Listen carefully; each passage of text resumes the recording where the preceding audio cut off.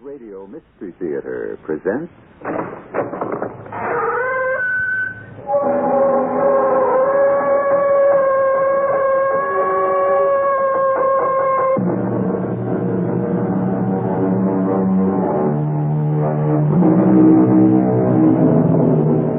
Come in.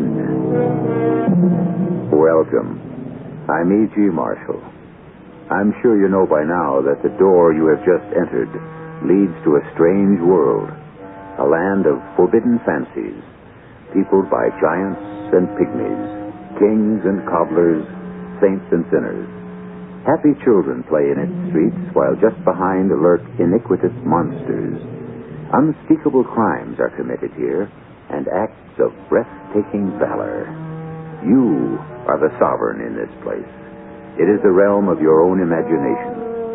Our story this time searches one of its deep recesses, the hidden place of fear.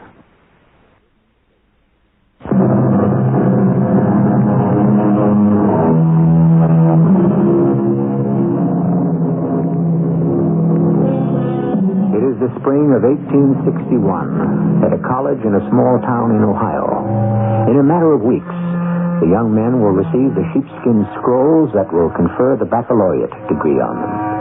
Only half mindful that they are living at the edge of a volcano, on the brink of a civil war that could change their lives completely. The students seek welcome relief from concentrated study in friendly competition. They meet in such places as the athletic field, the running track, or, as in the case of Bennett Green and Will Dudley, the pistol range. Splendid, Mr. Dudley, splendid. 7 bullseyes out of 10. Absolutely remarkable.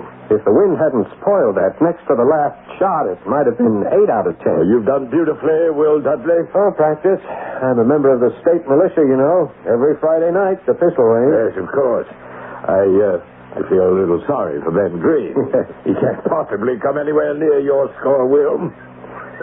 Miss Green, Ben, it's your turn, and, good luck. Thank you. One moment, Ben. Your weapons don't seem to be the customary ones, do they? Nothing like what Dudley here has been shooting with? No, they're not. This is a pair of dueling pistols. They're French. They're rather old, aren't they? At least 50 years old. They were given to me by my father. They've been kept in perfect condition. So I would judge. Pearl handles. Beautiful. It's all right for me to use them? Well, of course. Success at a target is the result of a steady hand, a quick eye, as much as of one's gun. Well, my friend here, Mr. Elliott, will load and prime one gun as I fire the other to save time. Acceptable? I don't see why not, Mr. Green. I remind you, Mr. Dudley has a score of 7 bullseyes out of 10. Not an easy score to beat, is it? Almost impossible. A man can only do his best. How true. Anytime you're ready. Too bad, Mr. Green, too bad. Second weapon, Mr. Elliott? Oh, thank you. Oh, much better. Ever so much better. Almost a bullseye, but not quite. Good for you, Mr. Green. A hit. A perfect bullseye.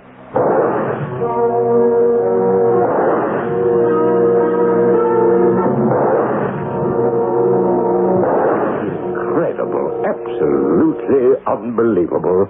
8 bullseyes. 8 straight hits in a row. Remarkable, Mr. Green. Congratulations. Thank you.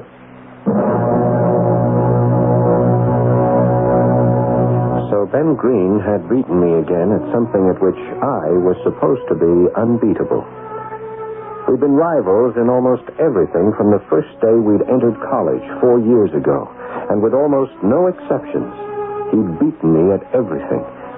Never by much, but by enough for me to know that I'd never been and probably would never be number 1.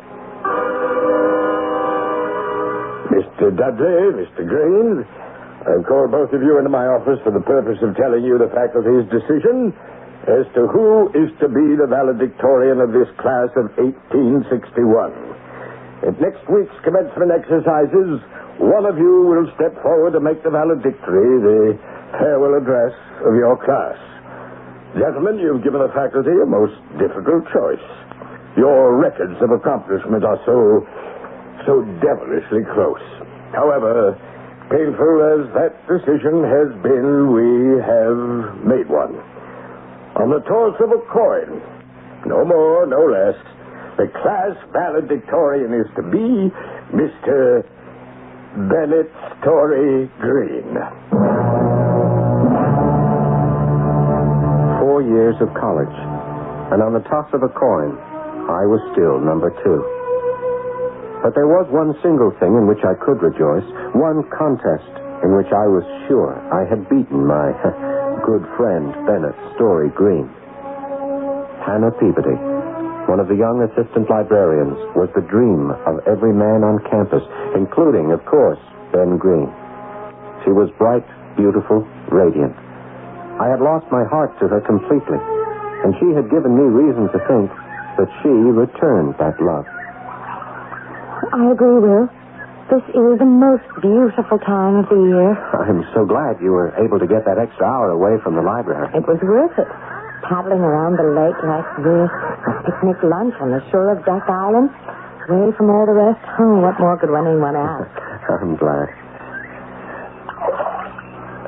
Hannah. Yes, sir? You will let me have what I asked for. I have only the 2 copies. You must let me have one of them. You must. Only because you're so utterly devoted, Will. So untiring in professing your affection for me. I shall have to grant you your wish. You are an angel. I was afraid even to hope. Here it is, then, Will. The daguerreotype. This latest photograph of me. It's beautiful, Hannah. Thank you. You know, it doesn't do you full justice. How nice of you to say that. It's nearly 2 o'clock. Shouldn't we be starting back? Oh, yes, of course. Why you should want that photograph, or what you will do with it, I haven't the faintest notion. I shall keep it till the day I die. I promise. Oh, Will. And now, dearest Hannah, I wish to ask you a most serious question. We are living in very dangerous times. The smell of war is in the air. I know. The southern states, they're looking for trouble. It's awful. If war comes, Hannah, and I'm certain it will, I will be among the first of the boys in blue to go. I hold a commission in the state militia.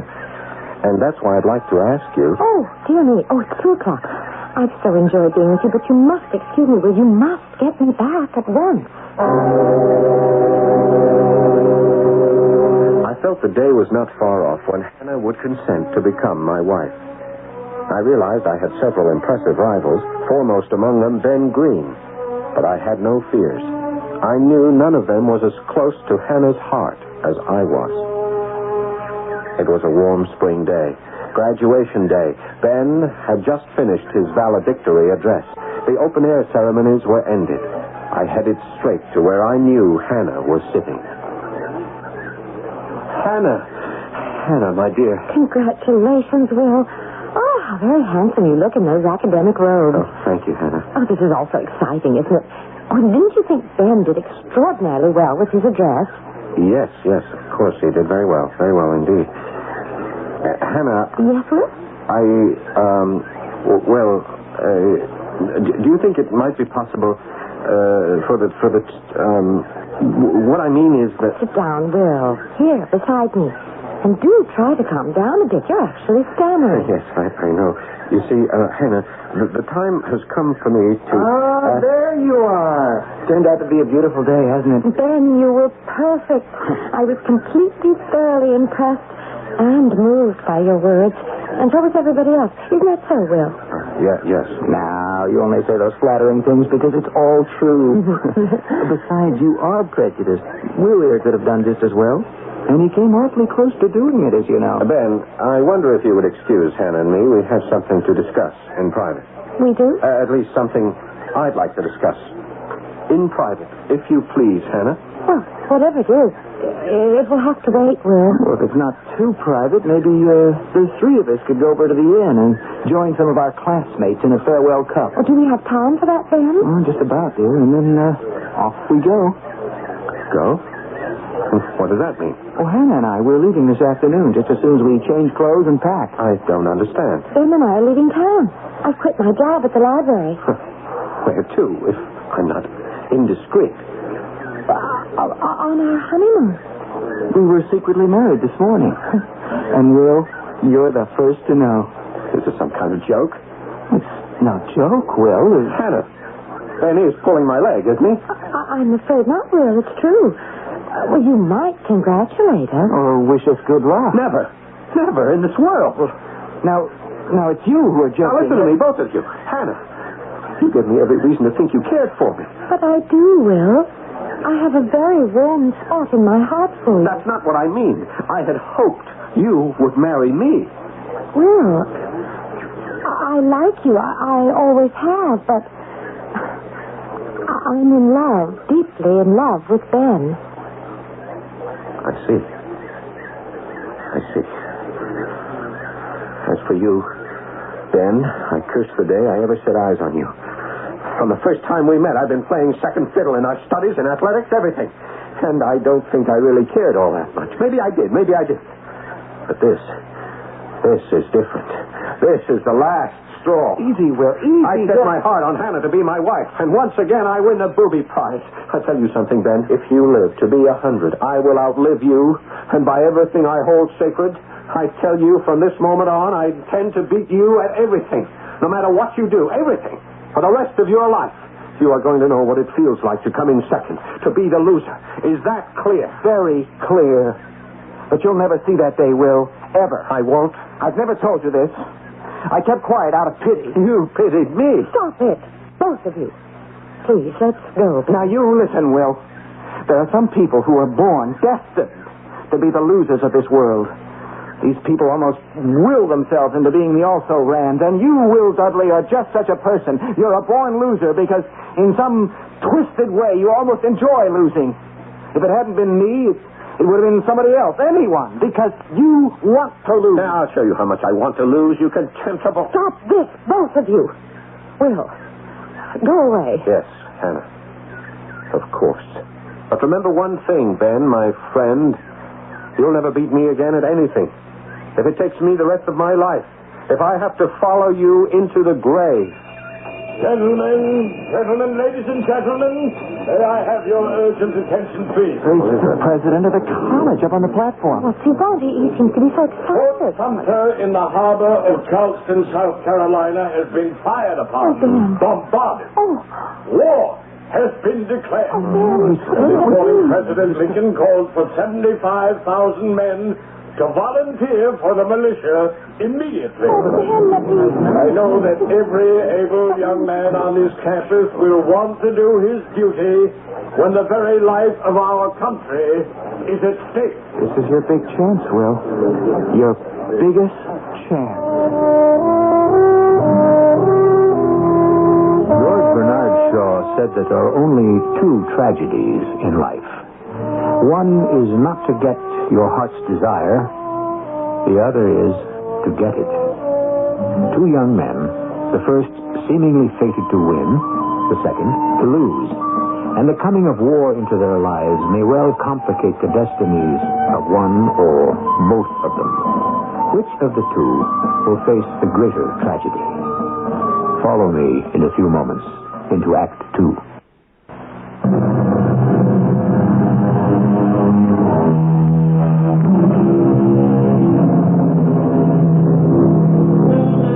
It is almost a year later, the early spring of 1862.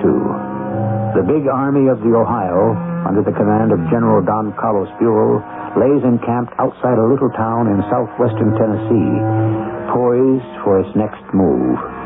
Although some parts of the army have seen hard service, for most of the men, the war is still young, and soldiering, a new industry, not always perfectly understood. Among the young officers of this army is Will Dudley. With his previous training in the Ohio militia, he has attained the rank of captains. Sergeant Driscoll? Captain Dudley, sir. Just how badly off are we, Sergeant? We ain't come out too well, Captain. In that last attempt at that hill up there, Preservation Ridge, I think they call it, at least a good couple of dozen of our men were put out of action. Yes, sir. There's dead aplenty. I see. Lucky for us, less than an hour ago, we got some replacements. Ohio boys, too. They're fresh, they're raw as all get out, but they will fill in some of them empty spaces. All of them 90-day volunteers? Yeah, I reckon. The Army has them for a precious 90 days, then back they go, civilians once again. Our luck. Well, before planning our next action, let's go over some of the details. Yes, sir. Now, since we ferried over to this side of the Tennessee River, we know that things have taken a turn for the worse. Let's put it kind of mild, Captain, if I may say so. The word has come down from General Headquarters that the enemy has almost crippled Grant's army, and Grant needs help, reinforcements. Our job is to clean up some of the wreckage and move forward. We have to do it inch by inch. Now, this division, this regiment, has been assigned that duty. And this company has been ordered to lead the advance. Our first task is to take that ridge. Which is easier said than done. Now, has no one been able to reach those two snipers? You see, sir, they're positioned in such a way that our fire can't even scratch them. And every one of our men who have tried to get them... Yes, Driscoll. We have no choice. Those two snipers must be removed come hell or high water. We've lost some of our best men trying, Captain Dudley. We've got to keep trying. Once we're over that ridge, a good part of our troubles may be over. Where's that list of replacements? Here you are, sir. Yes. They're all of them 90-day volunteers? 90 days. And back to whatever they were doing in Mansfield and Cleveland. Whatever. Kenneth Bordner, Isaac Fremont, John No, it can't be. Well, what is it, Captain? Something wrong? No, just the opposite, Driscoll. Something's very right. Right here on this paper, I think I have the man for Preservation Ridge. Sir? One of the best shots in the state of Ohio. But against them snipers... Sergeant, send in Private Bennett Story Green immediately. Why, Will, you old son of a gun. Imagine my good luck in being assigned to your command. I can't tell you how pleased I am. Private Green, attention. Oh, come on, Will. What do you think you're doing? We're alone. It's just the two of us. I said attention. Well, sure, Will, if that's what you want. You will speak, Private, when you are spoken to, and only then. Is that clear? Oh, it's silly, but if that's the way you want it, sure. The response is a simple one. Yes, sir. All right. It's clear, yes. Sir. Sir. How long have you been in this army, Private? 88 days. I volunteered. Day after tomorrow, I'm through. Then, for the next 48 hours, you are still a soldier in the Union Army and under my command. I guess so. Sir. Sir.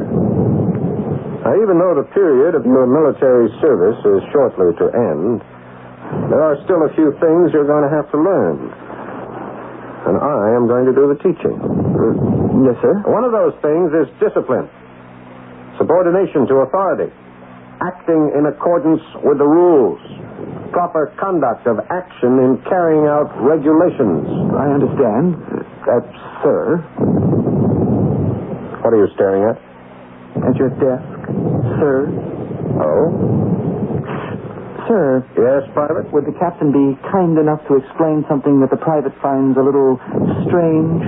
Yes? Would the captain please explain why that photograph is sitting on his desk? The photograph of Private Green's wife? My wife? That picture was a gift from Hannah before you married her. I treasure it deeply. I see. Now, let's get down to business. As you please, sir. The Major has ordered me to push this company to the foot of the big ravine that's commanded by a hill known as Preservation Ridge. And in order to do that... We have to get rid of the two snipers that are protecting us. Two of the best shots in the whole army of the Confederacy. We've already lost some of our best men trying to put them out of action. You know. Yes, sir. We all know one of the first things we replacements were told about. Private Green, knowing you for the excellent marksman that you are, I am ordering you to kill those 2 snipers. You don't mean that, Will. It's Captain Dudley, Private. Sorry, sir. You still have that pair of French dueling pistols? The ones your father gave you? You remember. So happens I do. Then use them well, Private. As though your life depended on them. Will, Captain Dudley, you're ordering me to commit suicide. This is a deliberate act of murder, and you know it. I know only one thing, Private. You have been given an order. Will, you once swore on oath you intend to outlive me. And that if it took the rest of your life, you'd see to it that I'd never beat you again at anything. If I had to follow you into the grave, how well you remember. And you're about to see me killed in order for you to carry out this mad oath of yours. Suppose, Will, that I disobey you. I would then have you court-martialed for disobeying orders. You would be found guilty, and you would face a firing squad. Then either way, I lose. Either way. He turned on his heels smartly and left. This was the opportunity I had been waiting for years. At last, for the first time in my life, the ability to beat Ben Green was in my hands. In my imagination, the pieces of the broken mosaic of a daydream began coming together as if by some kind of unknown magic. I began to visualize the scene where I'd be holding Hannah in my arms. I thought it best, Hannah, if the news came directly from me. I got 3 days leave, just to be able to tell you. That was so good. So considerate of you, Will. The least I could do for the woman I've always loved and for a close friend. Ben was one of the bravest men I've ever had the privilege of knowing. All by himself. In the face of almost certain death. Why? For his country, Hannah, and to save his companions in arms from further slaughter. And to think he volunteered.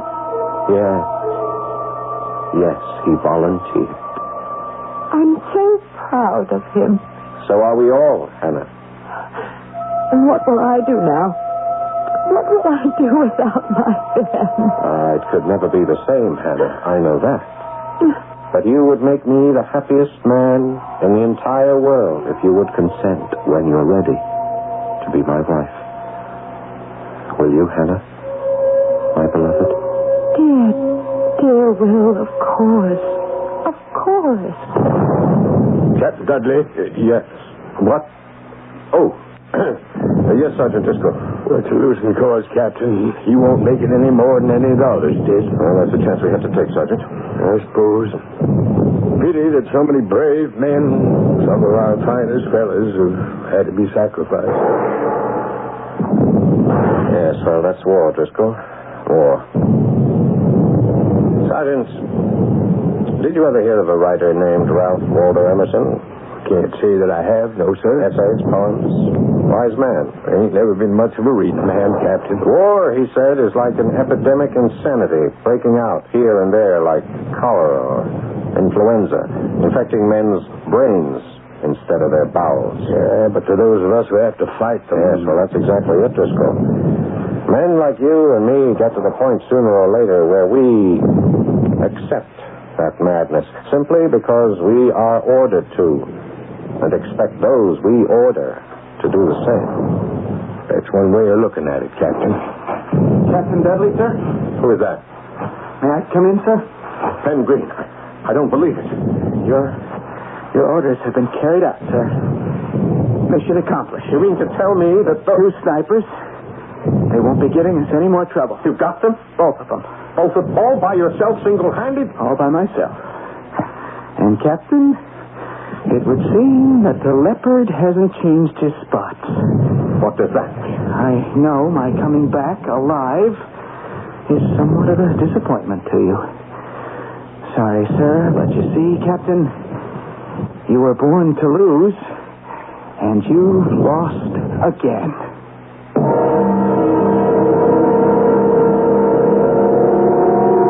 As by some miracle, Ben Green has returned from the almost certain death that Will Dudley, his superior officer, ordered him into.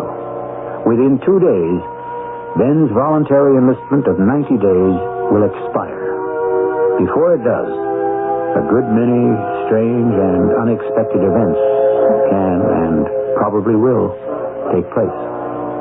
Be with me when I return shortly with Act 3.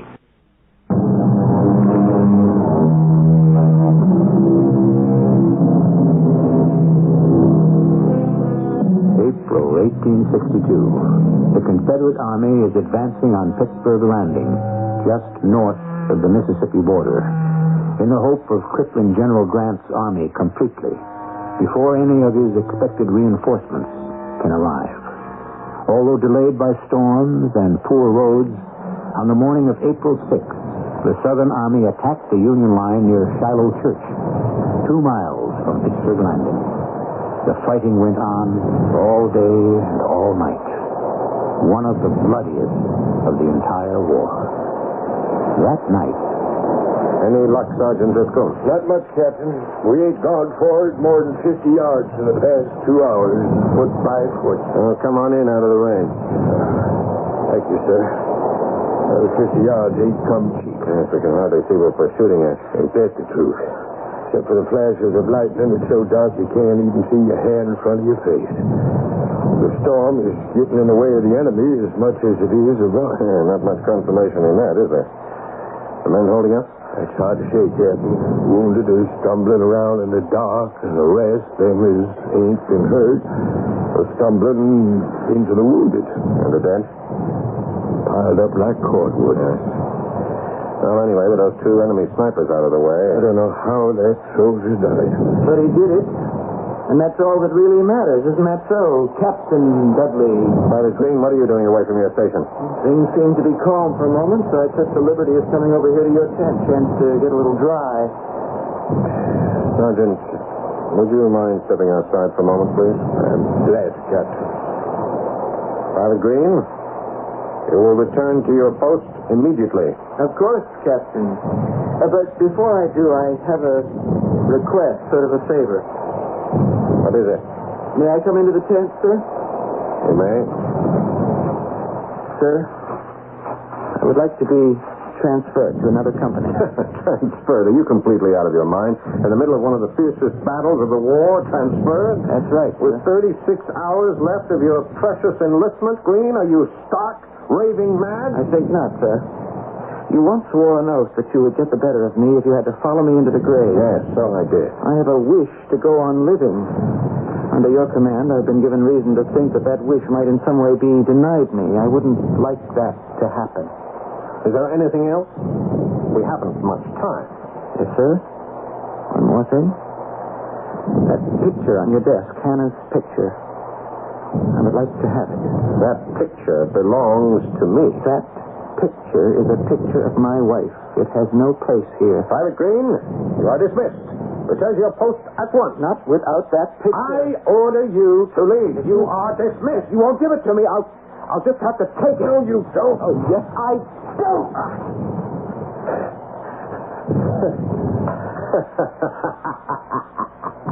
You struck me. I knew it.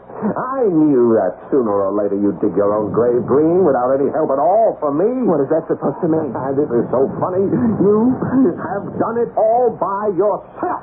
You don't seem to realize what you've done. Your lip is bleeding where I hit you. Yes, is it indeed? Fine. We'll just let it bleed, won't we? Private Green, you have committed the most profound, the most unforgivable indiscretion. You have struck an officer of the Union Army. You're a most daring man. I'm sorry. And a very foolish one. You know, of course, where this must lead. This is a matter for a court-martial. Of course, you will be found guilty, and you will be shot by a firing squad. You provoked me. Did I, indeed? And what examining officer do you think will believe that? It's the truth. Your word against the word of an officer, private? Don't be ridiculous. But no one saw it happen. I saw it happen. No one else had to. But you just stood there and let me hit you. In the old days at school, you would have made some effort to defend yourself. And get beaten, right? No, that's in the past. In your past. With those snipers, you tried to get me killed. You didn't succeed, and now... And now there's not a chance in the world that I shall miss. Not this time. Will, you can't do this. You just can't. Sergeant Driscoll. Sir, Sergeant. The Private Green here under arrest. Taken to the stockade at once. He is charged with striking a superior officer. Take him away. Yes, sir. Will, I'll kill you for this. Some way. I swear I'll kill you. How? I'll find a way. I promise.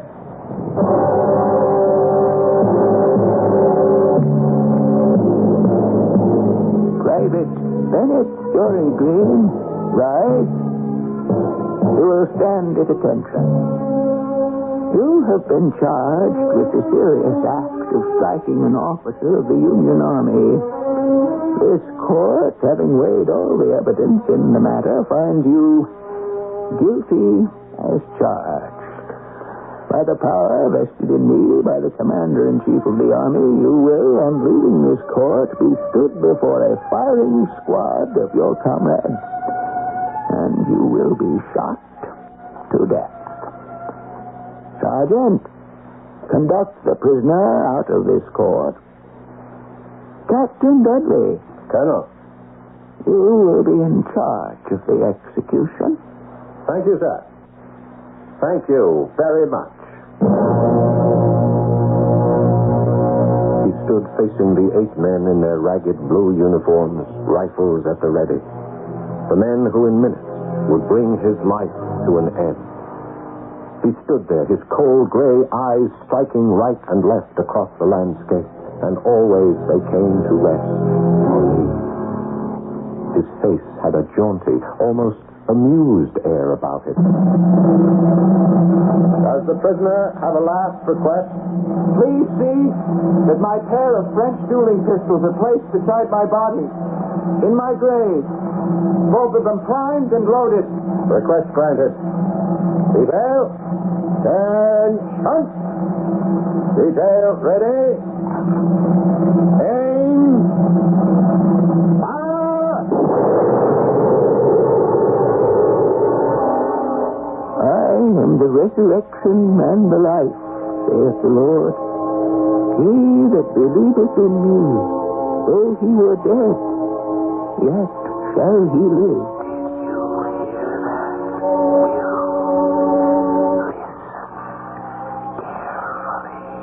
And whosoever liveth and believeth in me shall never die. And though his body be destroyed, yet shall he see God. The Lord came, and the Lord hath taken away. Blessed be the name of the Lord. May the Lord receive the soul of Bennett Green. Earth to earth, ashes to ashes, dust to dust, in sure and certain hope of the resurrection. Amen.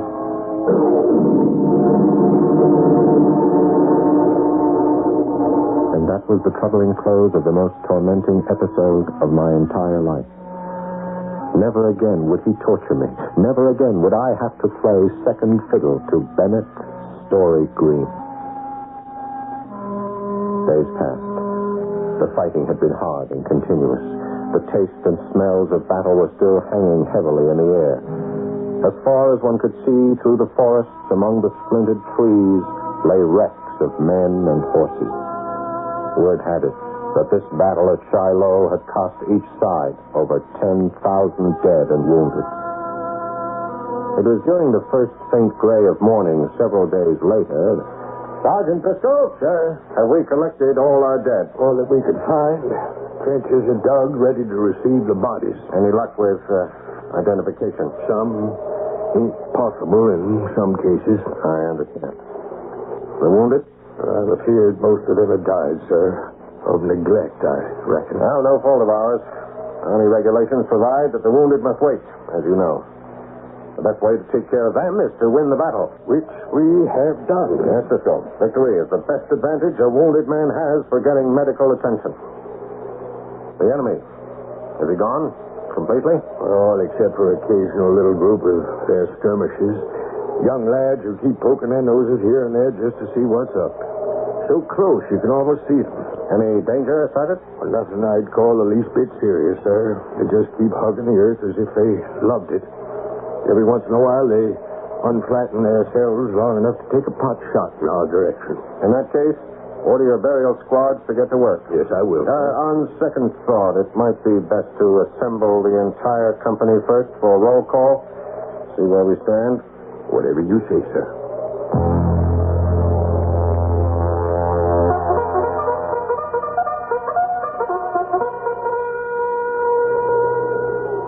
Abrams, John. Here. Cosgrove, Robert. Here. Duval, Robert. Here. Herman, Frederick. Here. Gorham, Michael. Here. Grayrock, Sam. Here. Green, Bennett. Oh.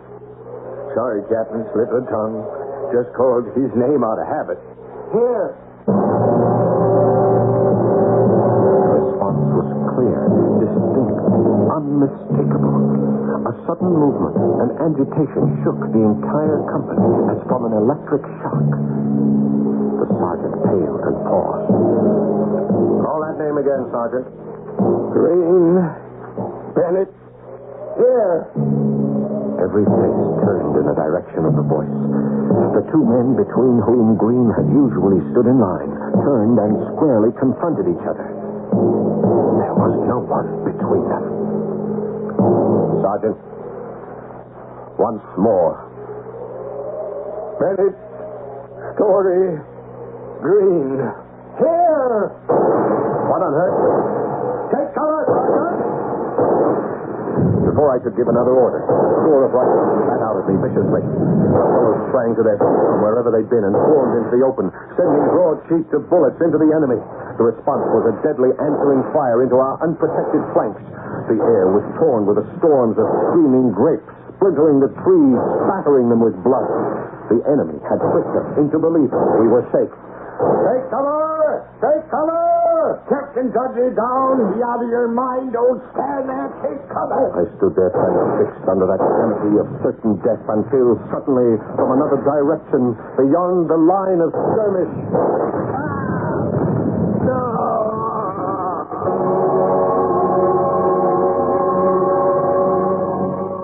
Good man, that Dudley. Fine soldier. Serious loss. Captain just stood there, Colonel, as if he knowed that one special bullet was meant for him. There's one thing I can't understand. Oh, what's that, Driscoll? The bullet that killed him weren't no ordinary rifle bullet. It wasn't? The surgeon took the bullet out of his body in the hope of saving his life. This is it, sir. Strange-looking piece of lead. I know you know all about them things, Colonel. Now, what do you suppose it is? I wouldn't take an oath on it, but my guess is this was fired from some kind of dueling pistol. French dueling pistol, I think. Very old one. Now, what on earth was the enemy doing with an old French dueling pistol?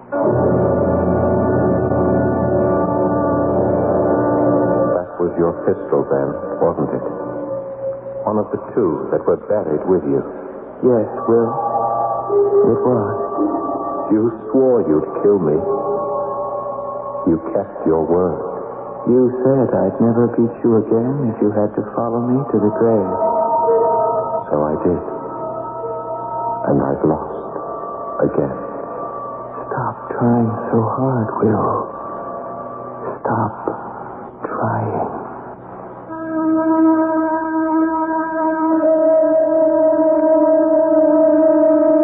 A famous English poet has written, "For in the silent grave, no conversation, no joyful tread of friends, nothing's heard. For nothing is, but all oblivion, dust, and an eternal darkness." quite true, if that's what you want to believe. Except in those instances, as in the story you have just heard, where the voices in the grave are anything but silent. I'll return shortly.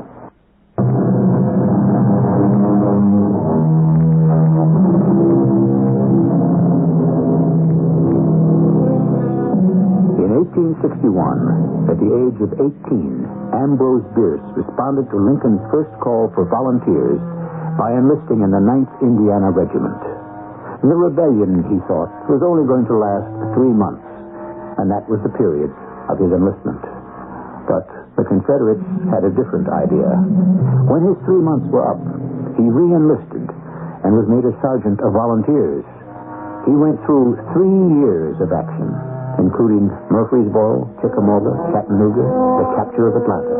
But most importantly, the Battle of Shiloh, the setting for the story you have just heard.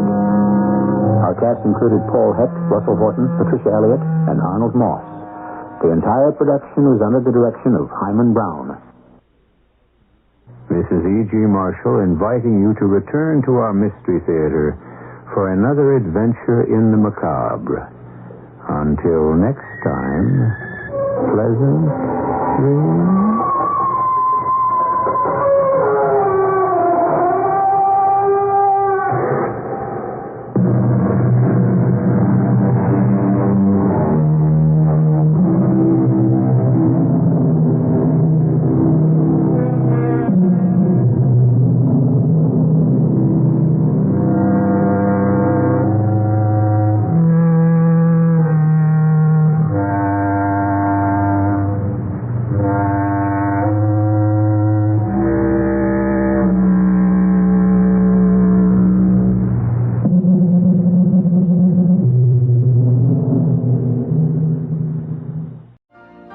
You've been listening to the OTR Gold Network.